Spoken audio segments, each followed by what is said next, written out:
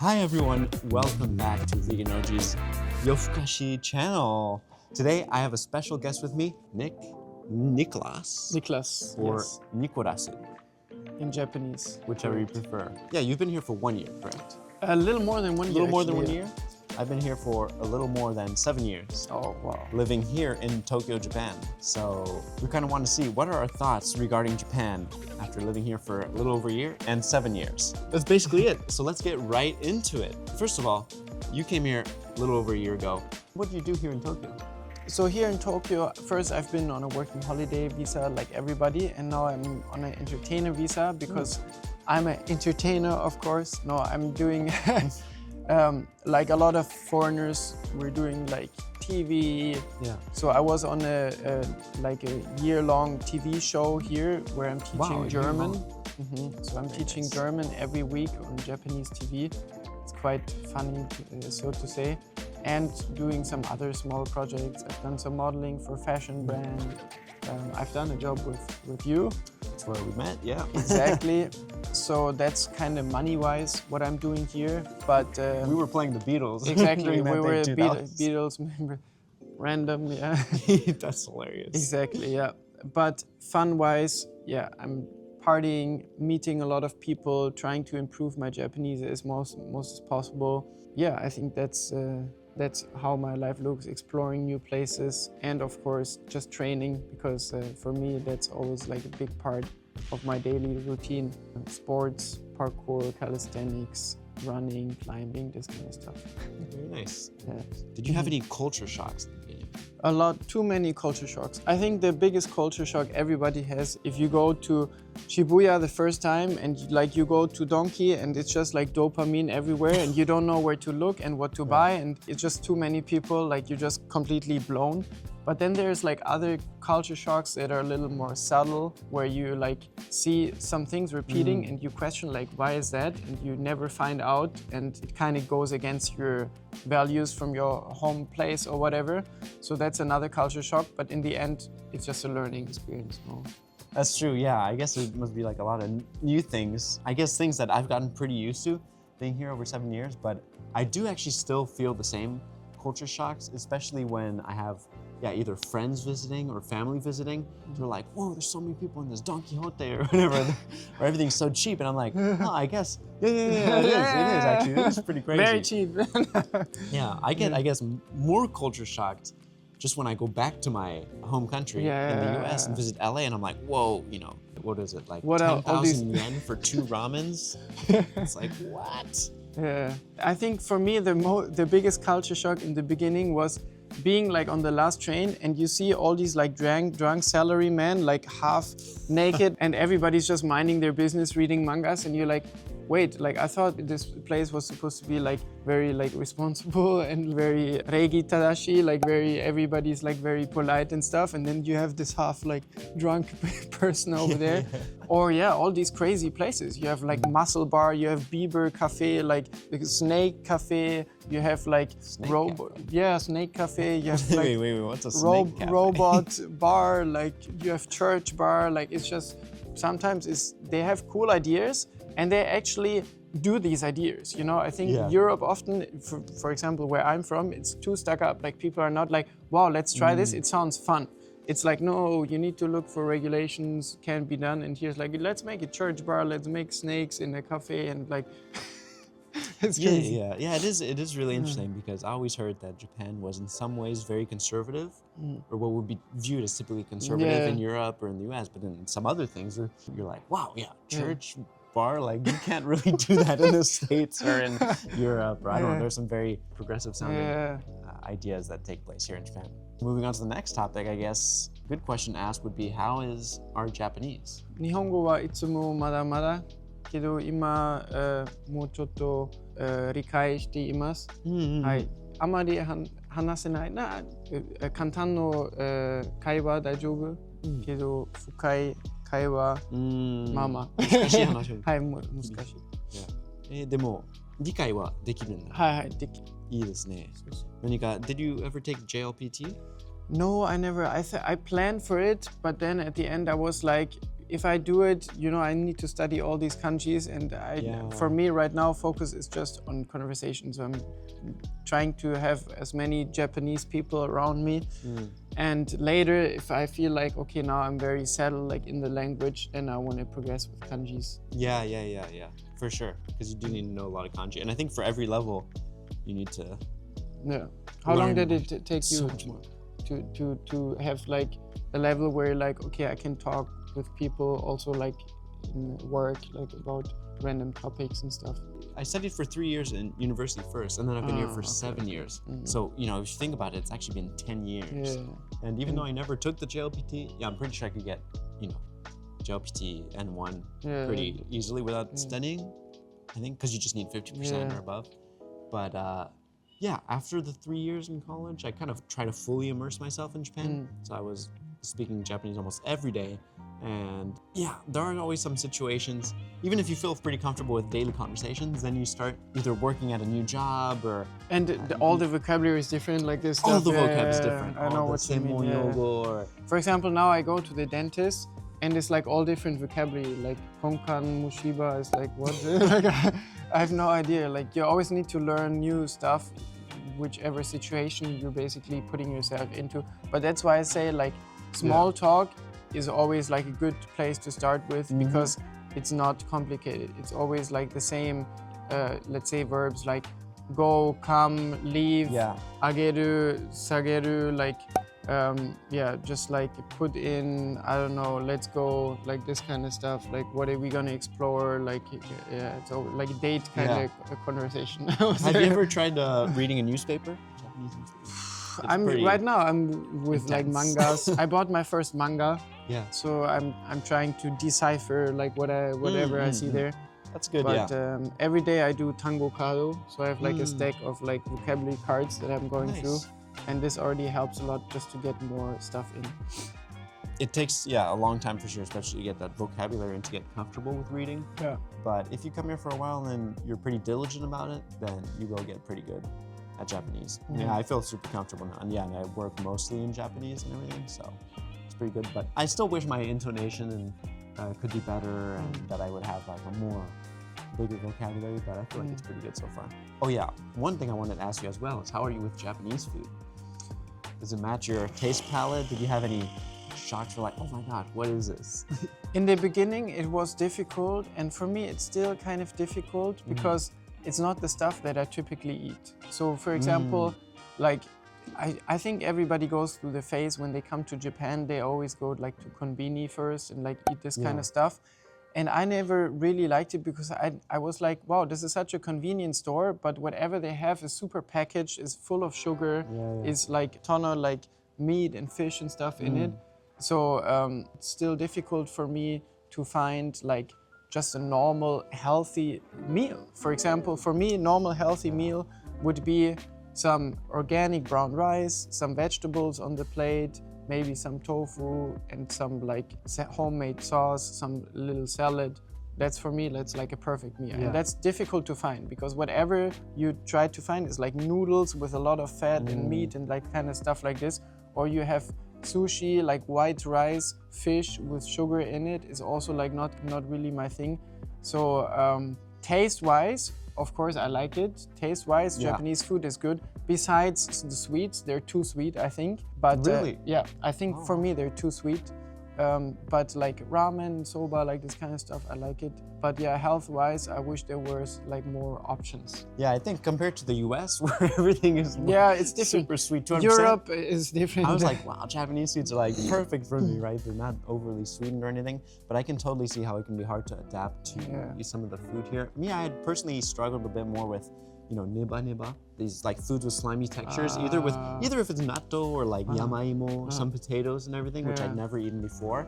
It took a bit longer for me to get used to. But speaking of the healthy food, I totally get you on that. I actually really like Kyoto. I don't know if you've been there much. I've been to Kyoto, yeah. But I feel like you can find a lot more of the kind of food you're looking for there. Just a lot healthier cuisine based on probably traditional Buddhist cuisine. Yeah.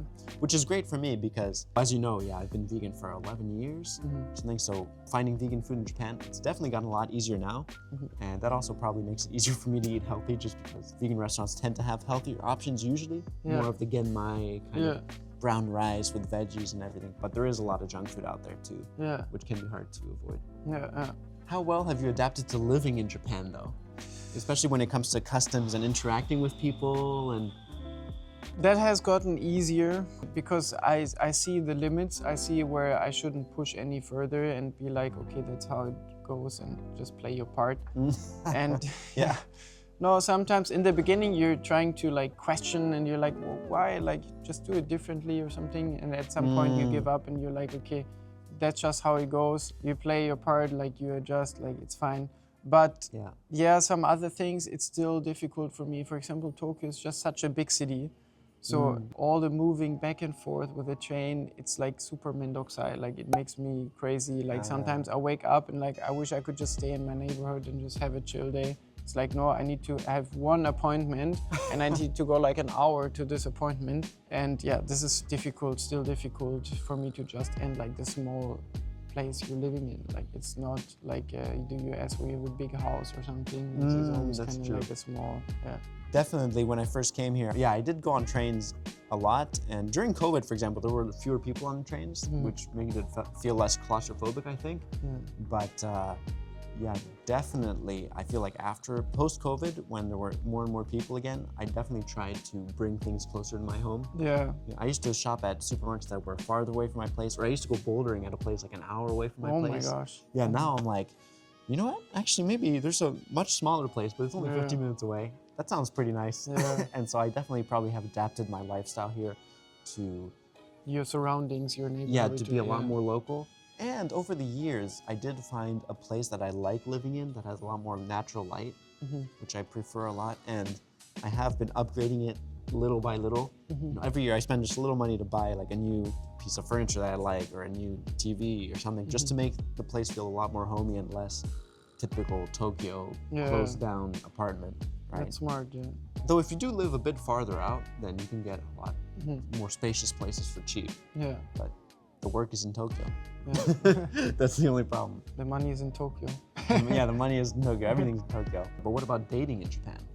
Dating, are you easy? Easy? Oh. Easy, very easy. No, but for someone as good looking as you, Oh, thank you. Then it's gonna be pretty easy.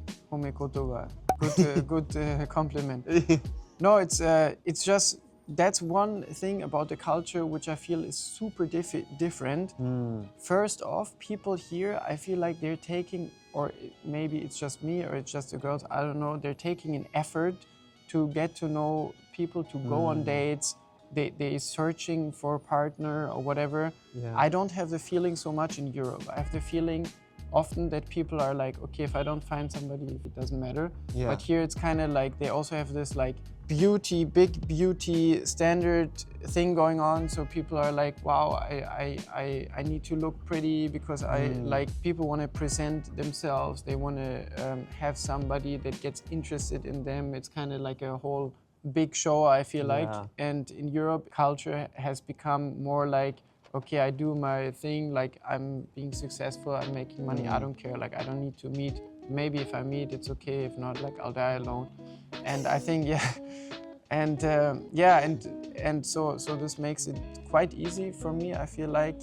And of course, if you're like a white person or whatever, it's always, I think it's more about the energy. For me, when I came here, I was like, wow, all these Japanese, they're so pretty, they're so beautiful. Like man, woman, like it's just, they're really beautiful. And I think for them, it's kind of the same. It's just like the difference of energetic level or like of appearance or whatever that kind of draws them like together. I guess opposites attract. Exactly, that's what it was. I was wondering also if you had any struggles with I don't know, with differences in culture when you were dating someone? Because I know that I've been here for a long time and I've definitely adapted. I'm much better adapted to the dating scene now than I was previously. In fact, one of the things that often troubles me is that some girls I date here that are Japanese, they tend to start thinking that I'm Japanese, right? Just because I match their language very well. And so they kind of forget that I'm actually not from here. And so they start assuming that I think like the same things they or think, or something. that I hold the exact same values that they do. When in fact, I'm like, I'm actually still very much a gaikokujin. I'm still very much, an American at heart and everything. So I've run into trouble with that before, but I was wondering, do you have any cultural misunderstandings or anything there? Yeah, so one thing is that whatever you do on dates or whatever the interests are, it's always very Japan-like. So basically, everybody is into skincare and listening to Taylor Swift, going to Harry Potter. No, really, it's like always like this kind of vibe. And for me, it's difficult to find somebody with a very rare or like extreme way of doing something, or something which kind of goes completely against it, like goes out of the box kind of thing. So it's always like kind of the same vibe to it. And I feel like it's a little, from my perspective, often it might be a little like not superficial, but like kind of surface level, more dating. I feel like just from my feeling. Don't forget Disneyland. Disneyland, Disney Sea, People here Disneyland. are obsessed with Disneyland. Yeah, Taylor Swift, Disneyland, Harry Potter, this kind of stuff. I'm gonna go with some rapid fire questions. Okay, what's your favorite lesser known place in Japan, or is there any place that you kind of like that doesn't often come up on Of course. tourist guides? Yeah, of course. In Japan or in Tokyo? Either or. Tokyo's great too, because I think a lot of people watching might also They go want to visit Tokyo. So, two hidden gems which I really like. One is, I think it's Aojima, close to Miyazaki. So it's like in the south of Kyushu. It's like it's like a super small surfer town. It's actually the warmest place in Japan, besides of course like Okinawa and the islands. So it's like very south, and it's very laid back. Like everybody's chill. They have a lot of like vegan places, and it's like a surfer town. Then Nikko, a lot of people know this already. If you go, Tochigi? if you go from Tokyo, it's like 3 hours, I think, or 2 hours. But this place is also like, for example, late fall, so it's super beautiful because they have the World Heritage. There's like a lot of things you can do, and it's very kind of authentic place with a lot of authentic food options, but also beautiful nature and stuff. And in Tokyo, I would say, of course, Shimokitazawa, where we are right now. That's like a very good place to be. Then Kichijoji is like a big, like new kind of upcoming-ish place also for like Furugi and this kind of vibe. They have the Inukashira Park. And this place in Setagaya, what is it called? It's like the little Europe of Tokyo. I don't know if you've heard. In Setagaya. That's like I think I saw you posting about that recently. Yeah. Okay, well, people should just check out that video then. Yeah, maybe you can put it in the... Yeah, okay. Wow, that's so many great places actually. Yeah, I would say one of my most hidden gems, it's also, on the contrary, pretty far up north. I think it's in Akita Prefecture, but to get there, you would probably go to around Miyagi Prefecture first. It's called, the name is very hard. It's like Oyasukyo Daifundo. Oh. Yeah, it's weird. I don't even try. Even every time I look it up, I'm like, wait, what's the kanji for this and everything? It's so long and it's hard for me to find again. But it's one of the most amazing places I've ever been in my life. It's actually a ravine, right? Which are lots of kind of ravines with like rivers just running through them and everything. But it's so beautiful, especially if you go, for example, during autumn. The autumn foliage is like amazing. Just these orange, yellow colors. The whole kind of ravine is full of those colors. And the river is also very beautiful, but you can walk down some stairs down to the ravine, which is very nice in and of itself. But then there's also suddenly an area which has a lot of just steam coming out of it. And as you get closer, you notice that there are some like really hot jets of, I guess, just onsen water. Just really hot water. You can swim, like bathe in it. You can't really bathe in it, but the water is like jutting out from the rock naturally. Just this really hot water that I guess gets warmed up from the center of the earth. Well, not the center of the earth, but from deeper layers in the earth, and it just comes out really hot, and you can touch it, and it's like you want to be careful not to burn yourself or anything, but there's a lot of steam that comes out from that, and it's just a natural phenomenon that's just so beautiful. You know, I brought my mom there. She started crying. I was like, "Why are you crying?" And she's like, "Oh, it's so beautiful." Yeah, wow. And it feels magical because Wow. there's all the steam, and it's like you've entered the spirit world or something. Oh, wow. Okay, I really- have to check it out. How far is it Yeah. from here? That's the thing. It's pretty far. You got to go on Shinkansen, maybe 2-3 hours, and then you have to take a car Ah, yeah. to get there. So it's definitely a place that you aim for to get there specifically, right? Okay. You can't get there stopping by somewhere, but if you do have extra time in Japan, I really recommend visiting that. Yeah. Or if you're driving around Tohoku, the northern area of Japan, it could be a place worth stopping by for sure. Maybe I'll go for 2 more questions. Yeah. One, in total, about how many prefectures have you visited? I don't know if there are like all separate prefectures, but I've been to like in Kyushu. Yeah. Is Kyushu one prefecture? No, they The have a bunch, Kyushu is a bunch the of other. island Yeah, at the the lower. Kyushu. But I've been to the most southern one, where like I think is it Kagoshima? Kagoshima. That's where Miyazaki is. No, like Miyazaki. Miyazaki's like right next to it, I think. Yeah, I think so. To this one, Oh wow, you went to Miyazaki? Miyazaki. Then I went to Okinawa. Then I went Okay. to Kyoto, Osaka. What's the one if you go from Osaka even a little more further, like on Hyogo? the Okayama, Hiroshima. No, not so far, not so Not so far. far? It's literally the next small one. It's kind of has like some. It's like Yokohama and Tokyo. It kind of merges into each other, like Osaka and like. Yeah, Hyogo, I think. Yeah, probably. You mean like Kobe? Kobe? Yeah, But Kobe. Kobe is the yeah. city inside Yeah, inside exactly. Hyogo, yeah. Exactly. This place. Then Wow. I've been to Nagoya, and Mm. yeah, that's about it. Like I don't know if Fuji. I've been to Fuji, of course. Which is in Shizuoka. Yeah, it's another prefecture. I would say probably like 5 or 6 prefectures, something No, I like think this. it's more than that, right? That's a good amount for only having been here a year. Yeah, I tried my best. Yeah. I wanted to go to Hokkaido, but I don't like the cold so much, Mm. and it's already too cold for me here in Tokyo. So I was like, okay, Yeah. don't need to do everything at once. I guess living here for 7 years, I've had the time to go around either through work or just on trips. And sometimes going on a trip, you can go to like, for example, Kyushu. I haven't done this yet, but go to Kyushu, rent a bike or something, and just like spend a week traveling around the. Oh, that's cool. Around It's different kind of laid characters. back. I'd love doing that for sure. But so far, I've traveled to, I would say every prefecture except most in Kyushu. And I haven't been to Shikoku, the other island kind of below, what would it be? Yeah, Hyogo, or yeah, Hiroshima and everything. And then also Tochigi, I've never been. Touchy, okay. So I've never been to Nikko or anything. Ah, okay, It's okay. pretty crazy. But everywhere else, I've either been there or stopped by or something. So I've been quite around. But it's definitely worth taking the time if you're in Japan longer to visit some out of the way places because there's a lot to see. Japan's so small, but it's so huge at the same time. There's just good stuff everywhere. Anyways, thank you very much for taking the time. We got to talk a lot about what it's like living in Japan after being here for a year and 7 years. There's so much more we wanted to talk about as well, but this video is getting pretty long already, so I think we'll stop it here. Are you satisfied? I'm happy. Yes, I'll see where my journey goes here with Japan. But yeah, I recommend for people to slow down and kind of see the small hidden places and like not go for all the tourist big flashy dopamine hits, because it's maybe fun for a week, but at some point you really want to get to know what this country is about and this culture is about, because I think it's the most extreme culture for me everywhere in the world. I've been to 79 countries now.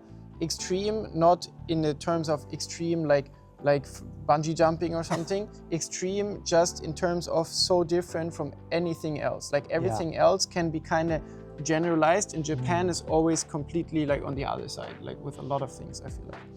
I see. That is very interesting. Yeah, I feel also just visiting, as an American, visiting Europe, and I do have European roots. I feel like European civilizations and the American civilization, they kind of grew from the same roots. European roots and everything. So a lot of things tend to be similar, even if they're different. But Japan, I feel like the roots were different. Yeah. So different that everything kind of grew in a different way, that even some things you might think are obvious here aren't, or are just plain different, fundamentally different. And so I think that's all the more reason to visit Japan and explore, spend time exploring here. And I'm excited to see where your journey takes you as well. Your Japanese is amazing for only having been here a year. Arigato. And, I wish you the best of luck. Yeah, ganbatte. Oh yeah, do you have a channel as well? Yeah, I have Instagram channel Niklas NIKLAS_NOWAK, Niklas Novak. I'm posting a lot of travel stuff, sports, parkour. I do like parkour and free running. And yeah, I'm always like on TV, doing modeling, like this kind of stuff. So there's a lot to see as well. And on YouTube, same name. I'll post it right here on the screen. Thank you all of you guys for watching. Thank you for liking, subscribing, hitting the bell icon, and leaving a comment what you thought about today's video. Exactly. And not only watch, also live life. Live life. There you go. With that, we'll see you next time. Bye-bye.